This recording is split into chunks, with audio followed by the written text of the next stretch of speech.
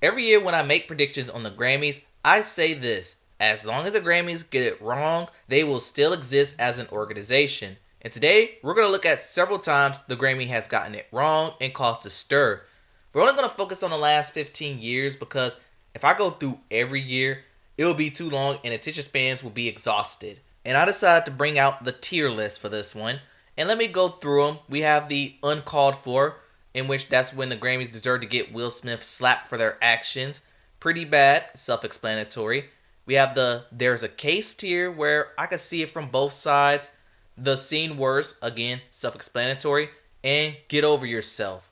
So without further ado, here are the biggest Grammy controversies of the last 15 years. Before we begin, if you want to see music bios or more good videos like this, hit the subscribe button. Also, I've started a Patreon account. On here you get more copyrighted material and they'll be uploaded 48 hours prior to YouTube. If you want to support or visit, link is in the description. And without further ado, on to our feature presentation.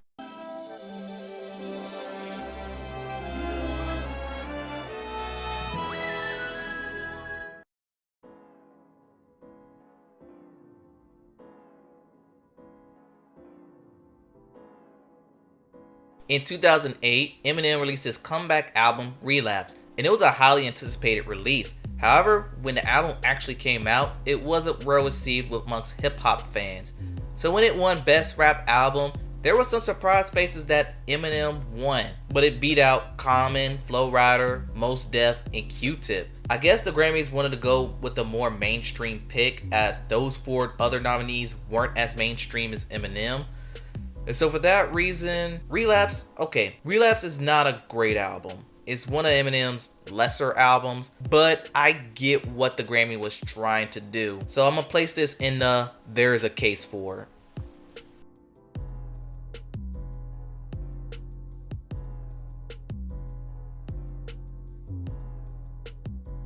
If you don't know who Arcade Fire is, they're basically an indie band from Canada. They released an album in 2010 that went to number 1 on the Billboard 200, but the issue came with this one was the rest of the nominees, which include Fame Monster, Eminem in Recovery, Katy Perry Having a Teenage Dream, and Lady formerly known as Antebellum Need You Now. Their manager made this comment about the other nominees on why it won. Eminem made a big selling album, but it was far from being his best work. Why couldn't they say that last year? Katy Perry made a big pop record that simply didn't have the weight or credibility. Gaga's Repackage, great album, but it was a repackage of the main release, and I think everyone felt it was going to be Lady Antebellum's moment, having won 5 out of the 6 awards to that point. We all felt that way too. Okay, so with Arcade Fire winning album of the year over those four, I'm gonna put this in the I've seen worse, because some of the reasons he gave, it made sense. Eminem's Recovery is a good album, but is not his best work. Katy Perry, I do disagree with him on that comment, saying it didn't have the weight or credibility. Some of it held up okay. I get why Gaga didn't win because of Repackage, and they didn't want to flood the nominees for Lady A. So yeah, I'm just gonna say I've seen much worse than this.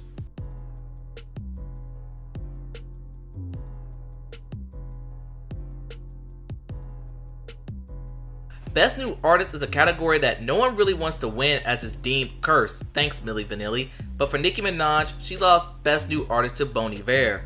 But that's the least of her concern. Days before the Grammys took place, Whitney Houston, one of the greatest voices of all time, passed away way too soon.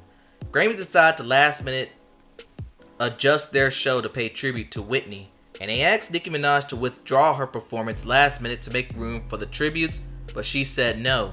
And it was said after this performance, she was blackballed by the Grammys and cites this is the reason why she's still winless, while her peers Cardi, Meghan, and Doja have won. And I think the Grammys are kind of petty for this.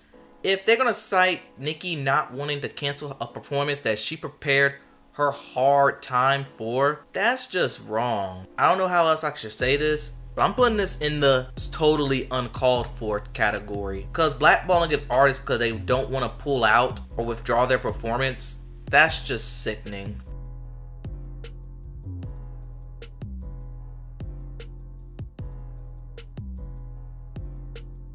Channel Orange was one of the best albums that year, channeling a shift in male R&B, but it lost Album of the Year to Babel by Mumford & Sons. And honestly, that wasn't a strong year for Album of the Year. Other nominees included Jack White's Blunderbuss, Black Kid's El Camino, and Fun Some Nights.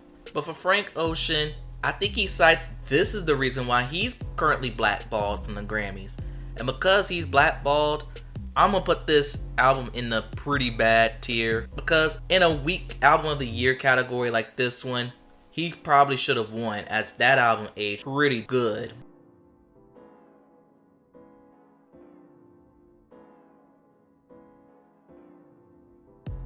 Let me just say that the Best New Artist category in this year's award show was loaded, consisting of Ed Sheeran, Kessie Musgraves, James Blake, but in reality, it came down between two rap titans of 2013 with Kendrick Lamar and Macklemore. Some of the controversy stirred outside of Best New Artist, because in the rap categories, Macklemore won 3 of the 4 awards, which included Best Rap Album for The Heist. And then with Best New Artist, Macklemore beat Kendrick again, and this spewed the whole Macklemore won because he's white topic. But to be fair, Thrift Shop was one of the biggest songs of 2013. But things only got worse when Macklemore leaked a text message between him and Kendrick apologizing for winning the award, which Drake called out as whack. Drake defending Kendrick, what a time. And looking back at it, Grammy was wrong big time. And on my tier list, of course this is going to be pretty bad.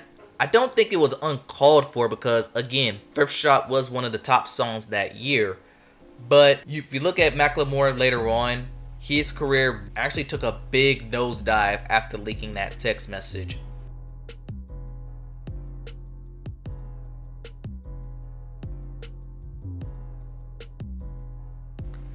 It's 2015 and involves Album of the Year again. Beck, the same Beck who made that 90s staple in Loser, won Album of the Year for Morning Phase. Kanye West, who wasn't nominated, decided to storm the stage but retreated, and this was being referenced of him actually storming the stage in 2009 VMAs when Taylor Swift won Best Female Video. But for the same reason, it was to protest Beyonce losing yet again for Self-Titled. The other nods in that category included Sam Smith, Ed Sheeran, and Pharrell.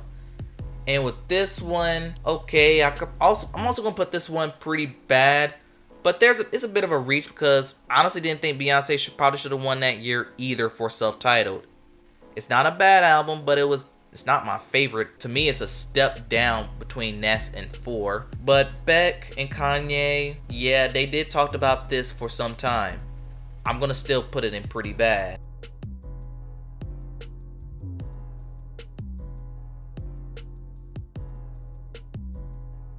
Meghan Trainor won Best New Artist at the 2016 Grammys, beating out Sam Hunt, Courtney Barnett, James Bay, and more importantly, Tori Kelly, because she gave a look that said, I know this girl didn't win.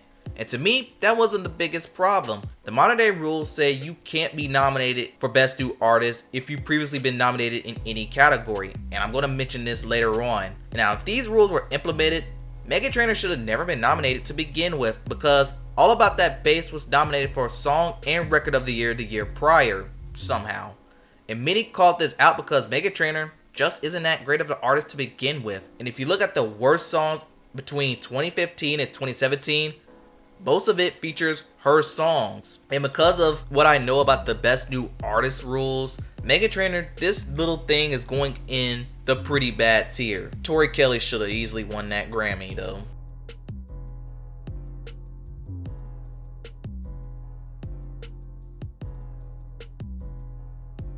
Okay, Lemonade getting snubbed for Album of the Year was pretty rough, but I want to highlight Rihanna. And you want to know what's crazier? And let me remind you yet again, black women have not won this category since Lauryn Hill. But back to Rihanna, Auntie was another successful project for Riri, but at the Grammys, she walked out empty-handed. And I think the biggest reason for this was stiff competition between Adele and Beyonce, who, no surprisingly, dominated the night. And for that reason, I'm definitely putting this in the I've seen worse tier. Not saying that Auntie should have walked away with at least one Grammy, but with the stiff competition, I get why it got snubbed.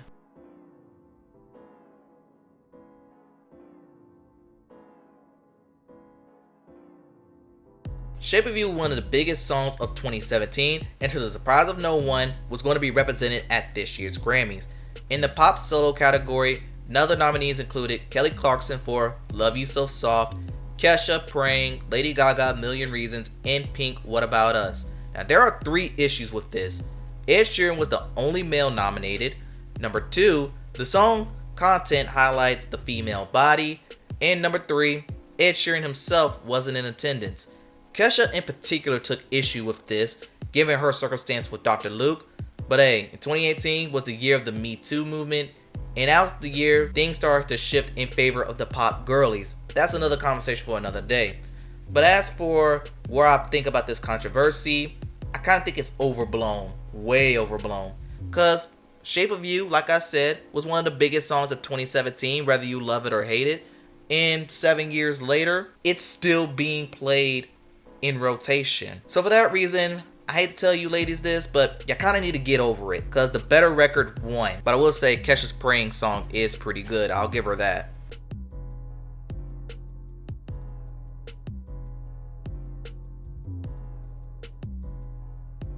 In 2019, Cardi B made history becoming the first female artist to win Best Rap Album for Invasion of Privacy, beating out Mac Miller for Swimming, Nipsey Hussle for Victory Lap, rest in peace to both, Pusha T for Daytona, and Travis Scott for Astroworld. NFR Podcast in particular declared this as the worst rap album to win a Grammy. Now for me, okay, it probably should have not won. I think Astroworld was the better pick here, but I've seen worse given the historic context, because that album did have some good songs that I like. So yeah, I'm gonna put this in the I've seen worse tier.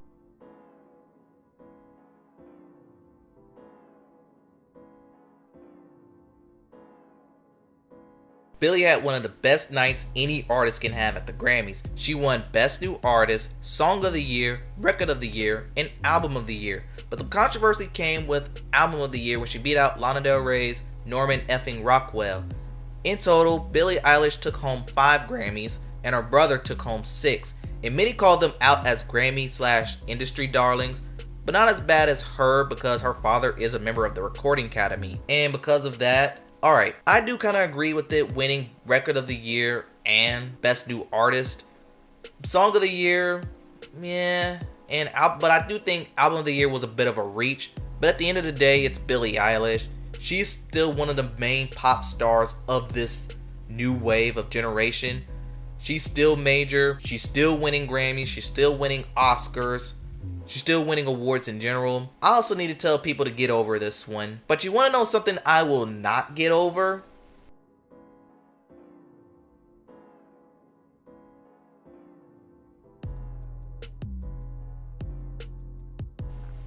"2020 was the year of The Weeknd, and it was mostly carried by the song Blinding Lights, one of the most successful singles of all time. Many thought that The Weeknd was going to clean house at the Grammys, but when the nominees came out, everyone was surprised that his name was not on the ballot.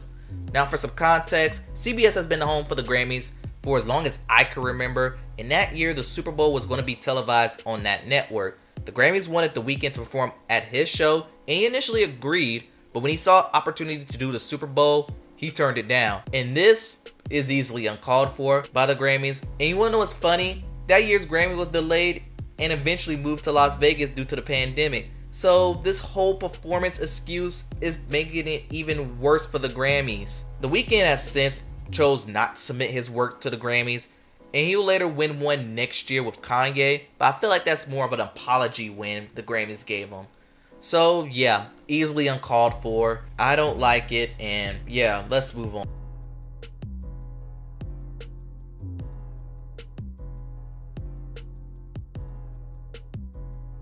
Drake whining about not being nominated for Album of the Year was bad, and him withdrawing his works afterwards should get an honorable mention, but I want to talk about Kanye West again.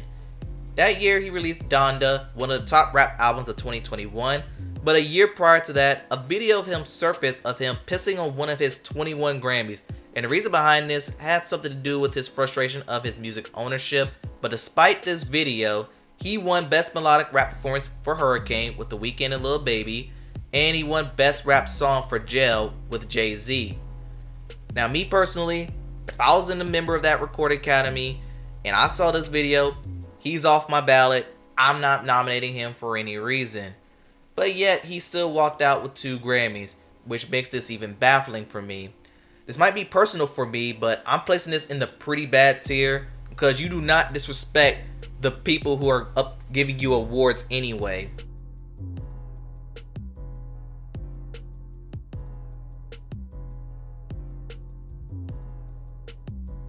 "2023 had one of the more competitive Album of the Year categories in some time. Frontrunners coming in were Beyonce, who that night broke the record for most wins all time, and Adele, which was the easy safe pick, who won this category twice already.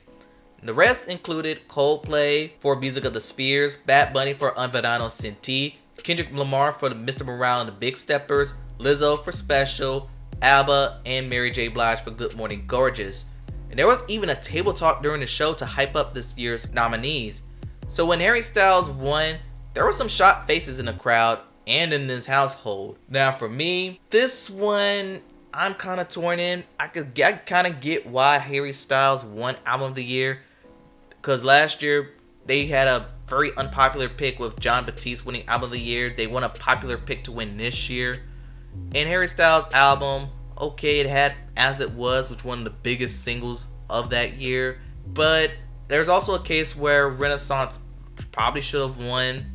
And I'll even throw a bone to Bad Bunny because his album changed the game for Latin music. So, you know what? I think there's a case for this one. I can see it from both sides. Yeah, let's just move on from there.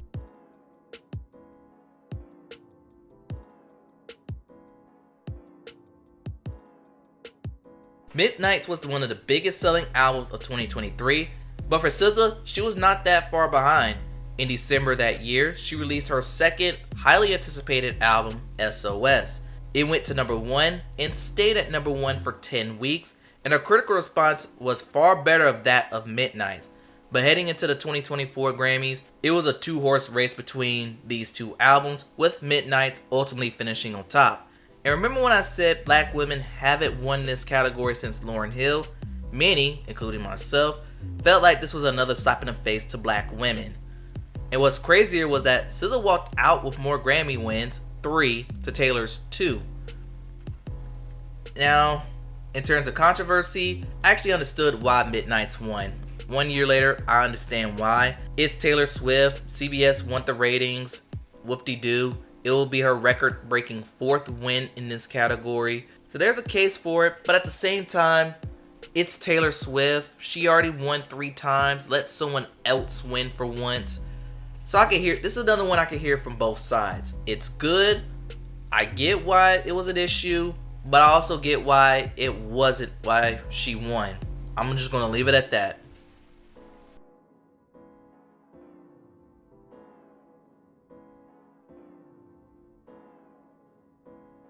And this brings us to 2025, and instead of talking about a controversy moment, I want to talk about the circumstances of Best New Artist. Because throughout the Grammys, they changed their rules involving this category, meaning you must achieve a breakthrough into the public consciousness and impacted the musical landscape during the eligibility period. Also, you can't be nominated previously if you already been nominated, which is why artists like Youngboy Never Broke Again can never get nominated for this category. And we've seen this circumstance come into play last year when Victoria Monet won despite releasing music as early as 2014. And this brings up Tate McRae, who's been around since 2020 but has not been nominated for Best New Artist. She's been trying really hard to get nominated.